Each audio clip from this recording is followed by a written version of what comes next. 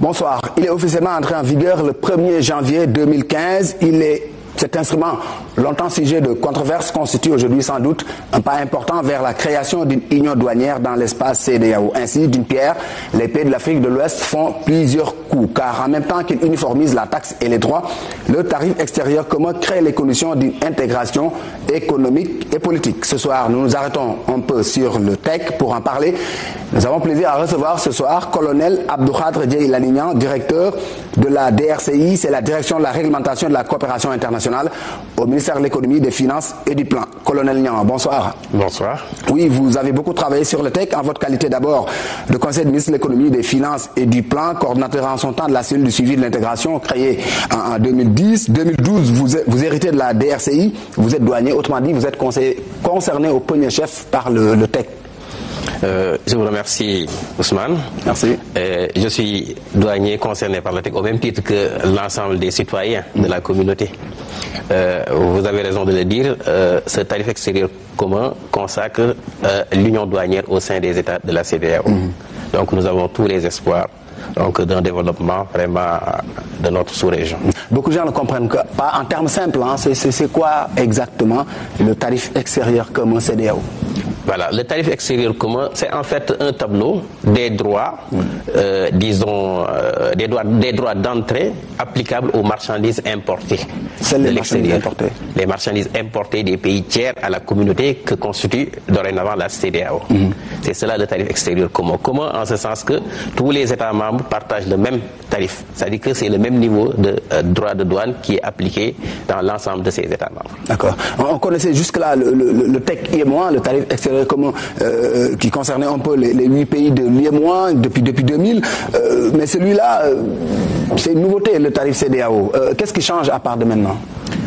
C'est, disons, une amélioration de ce tarif extérieur commun de l'UEMOA.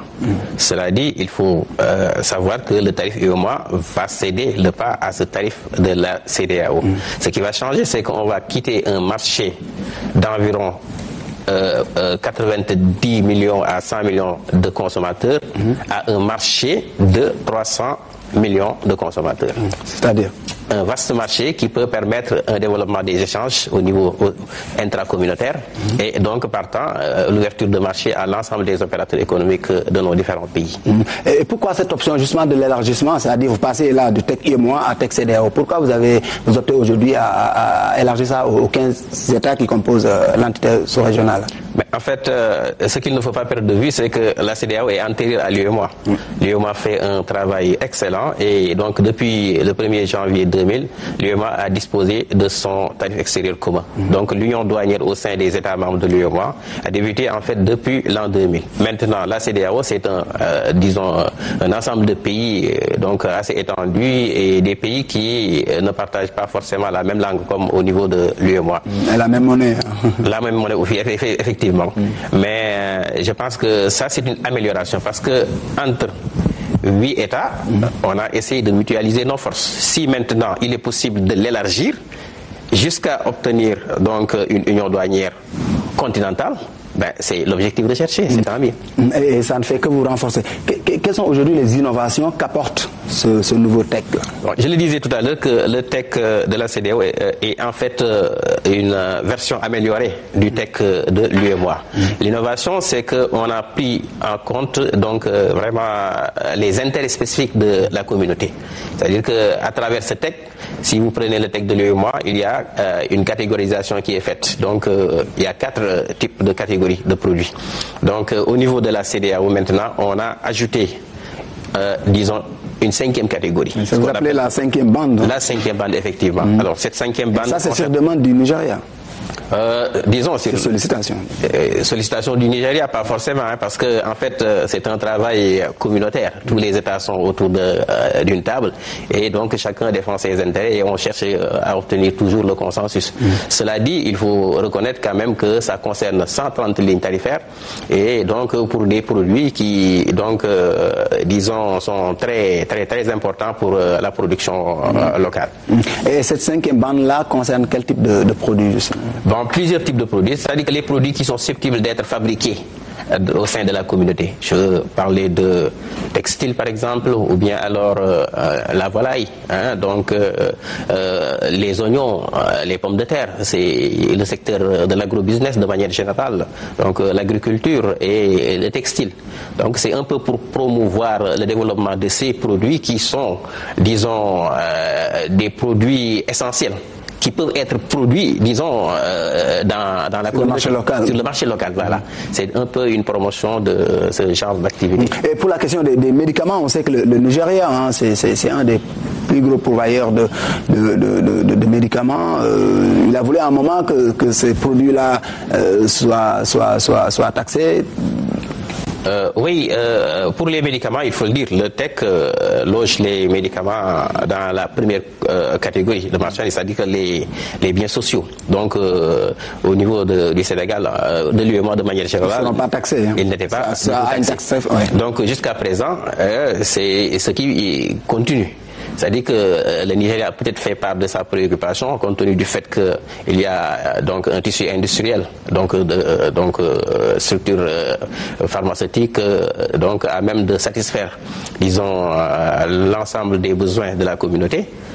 Donc le Nigeria a tout naturellement suggéré qu'il y ait un niveau de protection pour ces médicaments.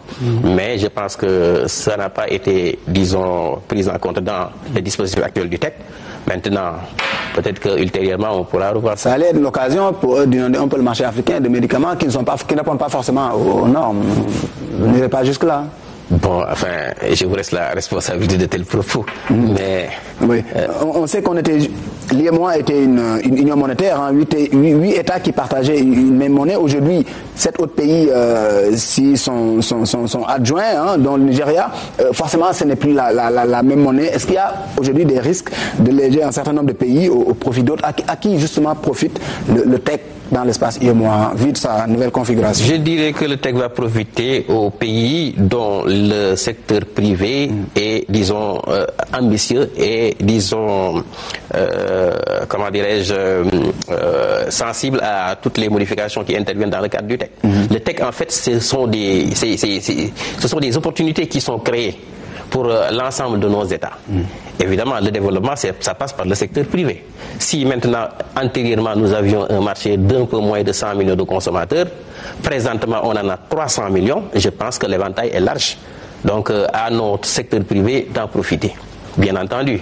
La protection communautaire, c'est par rapport à l'extérieur, les pays non membres. Quand on parle de tarifs extérieurs communs, c'est donc un peu pour les pays non membres de la CEDEAO. Mais à l'interne, cela va de soi, je pense qu'il y aura aussi une compétition, disons, entre... Selon vous, le secteur privé national doit aujourd'hui saisir la balle au rebond, hein, effectivement, pour jouer pleinement son je pense très bien. Et nous nous sommes inscrits même dans cette dynamique parce que, comme vous l'avez rappelé tout à l'heure, le ministère des Finances a mis sur pied donc cette cellule de suivi de l'intégration pour bien suivre ces questions liées donc à l'élaboration de ce tarif extérieur commun.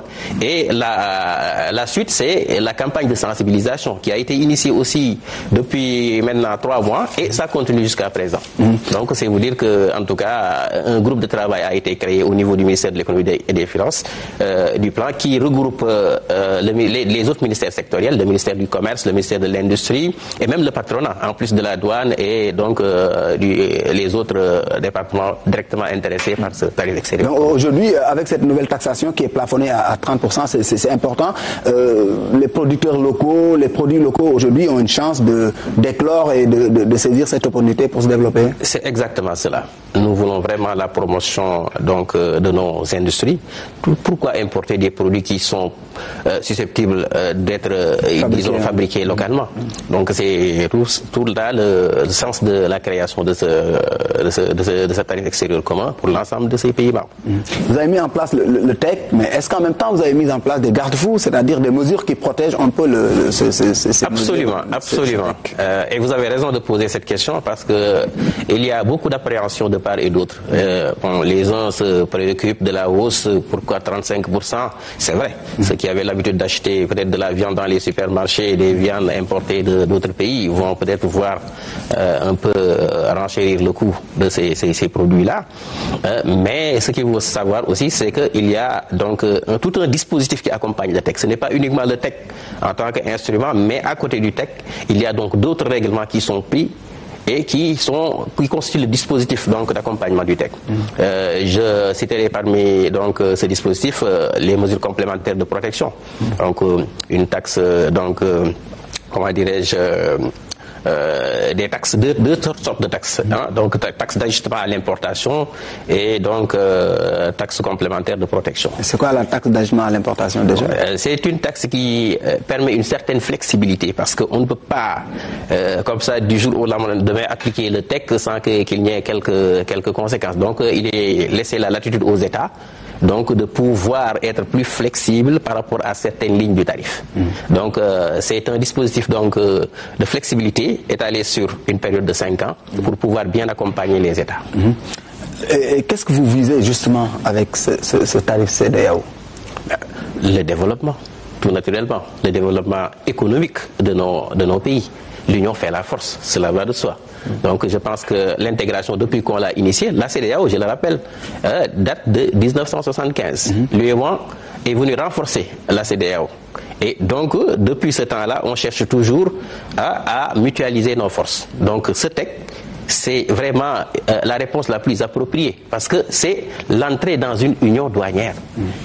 L'étape ultérieure, ce sera l'union économique et monétaire. D'accord. Mais je pose la question parce qu'on est là en présence d'États qui n'ont pas les mêmes forces de frappe, hein, économiquement s'entend. Le Nigeria est plus puissant. Est-ce qu'en termes de pénétration dans le marché régional, on ne risque pas de laisser certains pays en rade dans la transformation ou la commercialisation de certains produits? Oui, bon, c'est peut-être un risque, mais je pense que notre secteur privé national a quand même toutes les capacités de faire face à cette concurrence, disons, intracommunautaire. Mais cela va de soi, c'est une réalité, hein. Et vous pouvez toujours le dire, il y a d'autres pays plus faibles que le nôtre aussi, hein. Mais dans un dispositif d'intégration aussi, c'est comme ça. Donc les plus forts appuient les plus faibles et puis bon, chacun donne un peu.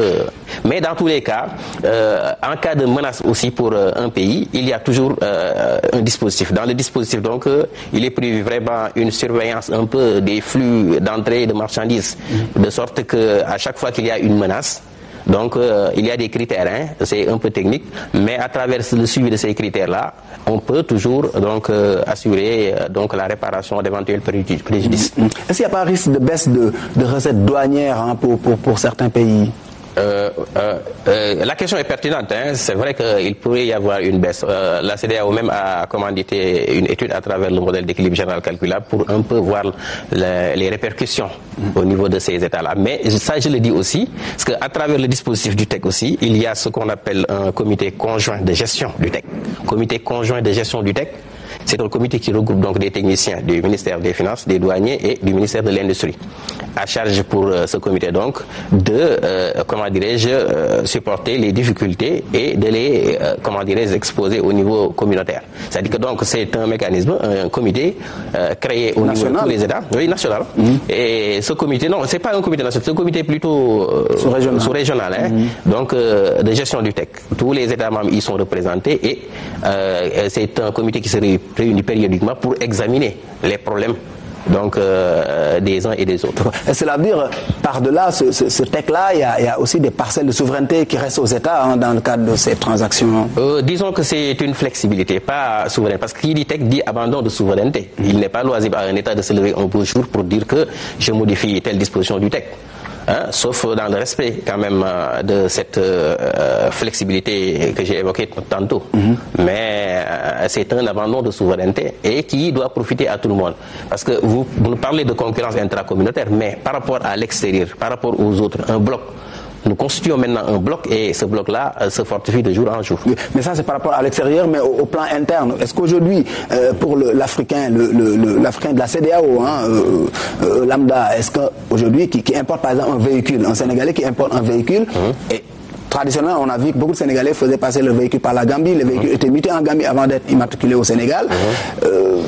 c'est le même tarif qu'ils payent finalement. C'est quoi l'avantage ici? Est-ce à dire que les Sénégalais n'auront plus besoin de faire descendre le véhicule en Gambie? Est-ce qu'il y a des changements ou alors est-ce qu'on est sur le même paradigme toujours? Mais absolument, parce que s'il s'agit de dédouaner un véhicule, les uns peuvent se dire que c'est moins cher en Gambie, d'autres dire que c'est très cher au Sénégal. Mais à partir du 1er janvier 2015 maintenant, le type de dédouanement restera le même. C'est-à-dire que si un véhicule doit payer 5 millions au Sénégal, ce même véhicule paiera forcément 5 millions en Gambie. Maintenant, se pose le problème peut-être de la limitation de l'âge des véhicules. Ouais. Ça peut inciter certains à chercher toujours des passes avant, de sortir et de revenir. Mais en tout cas, dépasse 8 ans, je pense.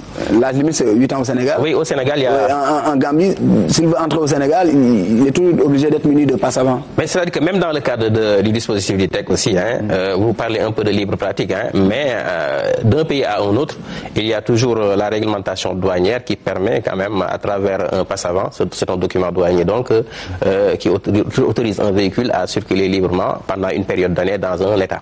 Donc, de ce point de vue, il n'y aura pas de changement. Le seul changement, c'est que ce que vous payez au Sénégal sera forcément ce que vous payerez en Gambie. Donc, je pense que pour les douaniers... C'est avantageux pour le Sénégal quand même. Parce pour les douaniers qui poursuivent toujours des fraudeurs aussi, c'est vraiment un avantage quand même, au moins.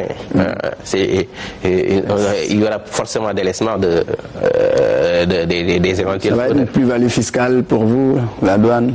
Ben, plus-value fiscale, enfin, il appartient à chacun de voir où dédouaner son véhicule, mais bon, dans tous les cas, je pense que la douane fait de son mieux. Et la douane a vraiment étroitement participé à l'élaboration de ce tarif extérieur commun. Est-ce que c'est une façon pour les États africains d'intégrer carrément la concurrence extérieure internationale? Vous savez... Vous n'avez pas peur un peu de la fluctuation des prix au niveau international? Mettez-vous enfin au niveau micro. C'est-à-dire qu'un seul État pris indistinctement ne représente absolument rien. Mais l'union fait la force. Parce que maintenant, je donne un peu cet exemple des médicaments, comment dirais-je, vétérinaires, au niveau de l'UEMOA par exemple. Maintenant, l'autorisation est donnée au niveau communautaire.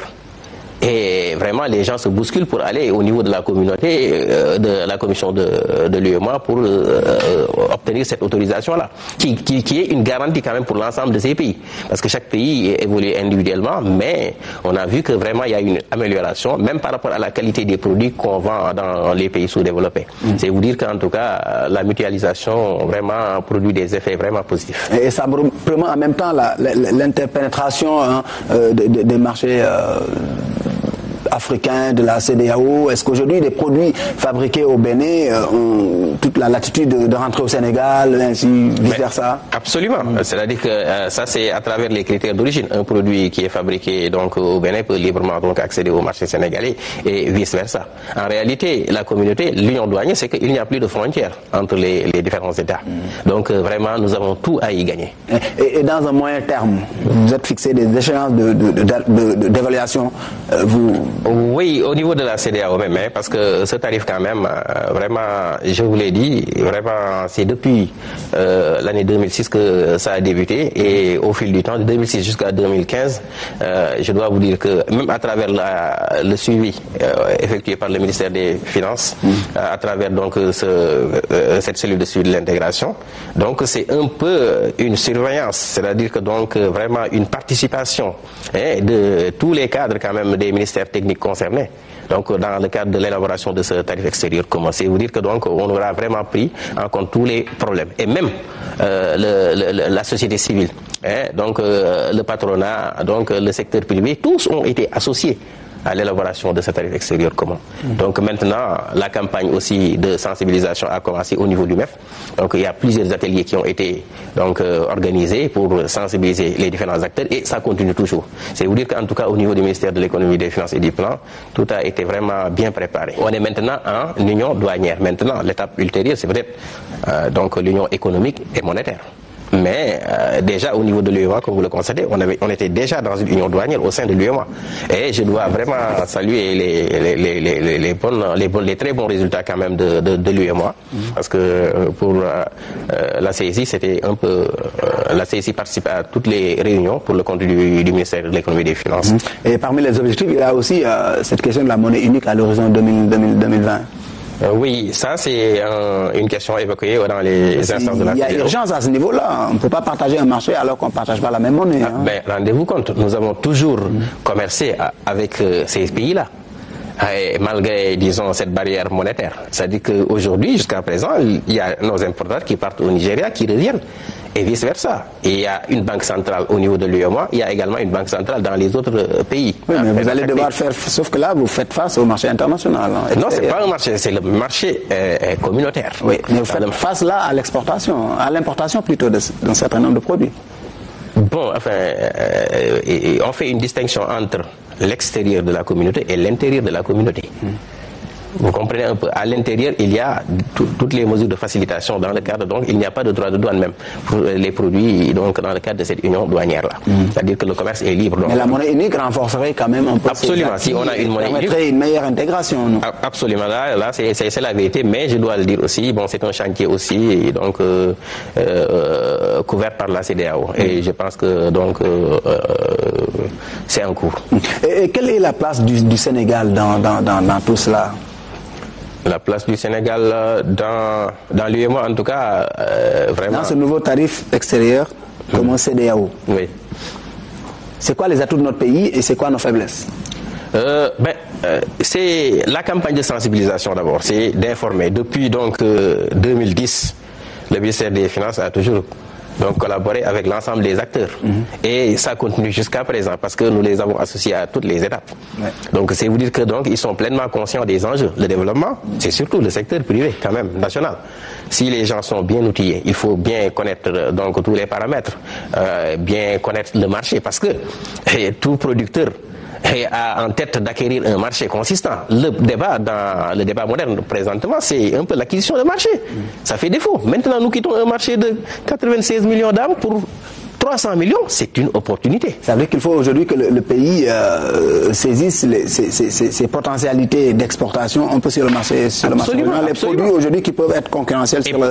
Pas seulement cela. Il y a également aussi nos agriculteurs, bon, pour certaines filières qui sont protégées, par exemple. Et l'opportunité est donnée donc à nos agriculteurs, donc vraiment de prendre cette part de marché et vraiment de développer la production nationale. C'est-à-dire quoi? Que l'État devrait aussi accompagner en finançant un certain nombre d'activités au niveau du secteur privé. Ben, je pense que l'État a vraiment fait son rôle aussi. L'État, à travers le PSE, donc à travers les nombreux investissements aussi, fait ça et là, à travers l'encadrement aussi dans le cadre de la participation et l'association du patronat dans, disons, à tous les niveaux de la conception de ce tarif extérieur commun, l'État a bien joué son rôle. Je pense. Donc maintenant, tout l'appui nécessaire aussi, cela va de soi. L'État mettra tout cela au profit donc du secteur national. Le permettre d'être compétitif sur le marché régional. L'État fera en tout cas tout son devoir. Mais je pense que la véritable responsabilité quand même concerne ce secteur privé.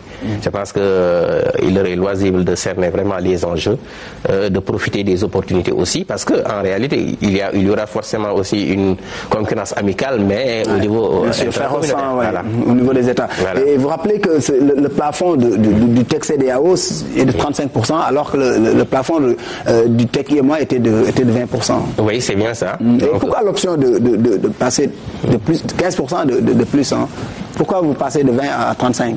Bon, il y a aussi quand même, disons, le problème des taux consolidés au niveau de l'Organisation mondiale du commerce, parce que chaque État aussi a des obligations, en tout cas des engagements vis-à-vis de l'Organisation mondiale du commerce. Et donc c'est en tenant compte de ce paramètre-là que les gens ont jugé que peut-être il était plus sage de s'arrêter à 35%, parce qu'initialement c'était à 50%. Donc par rapport aux réalités de certains États, vis-à-vis donc de l'OMC, donc on a arrêté unanimement que 35% devrait être le taux plafond. Et vous m'avez dit tout à l'heure off the record que c'est une mesure qui arrive à son heure, hein? Il faut le dire, c'était un peu, la question que j'évoquais avec vous tout à l'heure, c'était que le TEC a été conçu dans le cadre des négociations APE. Et donc, face aux éventuelles menaces, vraiment, tout a été pris en compte dans l'élaboration de ce tarif extérieur commun. D'accord. Merci, je vous remercie d'être passé sur ce plateau. Je vous en prie. Merci, c'est la fin de ce numéro. Rendez-vous mercredi prochain pour une question d'actualité.